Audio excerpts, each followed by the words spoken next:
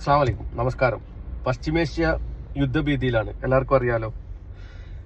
അമേരിക്കയാണെങ്കിൽ എല്ലാ യുദ്ധ സന്നാഹങ്ങളുമായി ഇറാന്റെ കടൽ മുഴുവനായിട്ട് വളഞ്ഞ് നിൽക്കുകയാണ്.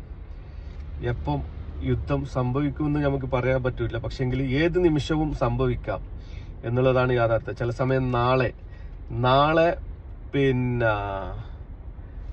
നാളത്തെ ചർച്ചയും കൂടി കഴിഞ്ഞു കഴിഞ്ഞാൽ അതിൽ അമേരിക്കയുടെ വഴിക്ക് ഇറാൻ വന്നില്ല എന്നുണ്ടെങ്കിൽ അടിക്കാനുള്ള ഓർഡർ കൊടുക്കും എന്നാണ് ട്രംപ് പറയുന്നുള്ളത്.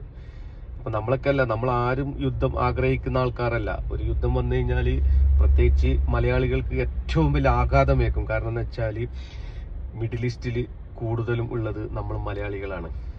നമ്മൾ പ്രവാസികൾക്ക് വലിയൊരു ആഘാതം സംഭവിക്കും. അതുകൊണ്ട് ദൈവത്തോട് പ്രാർത്ഥിക്കാം യുദ്ധം വരാതിരിക്കട്ടെ എന്നുള്ളത്. ഇതുപോലുള്ള യുദ്ധവുമായി ബന്ധപ്പെട്ട വാർത്തകൾക്ക് സബ് ചെയ്ത് ഒരുമിച്ച് കൂടിക്കോളൂ.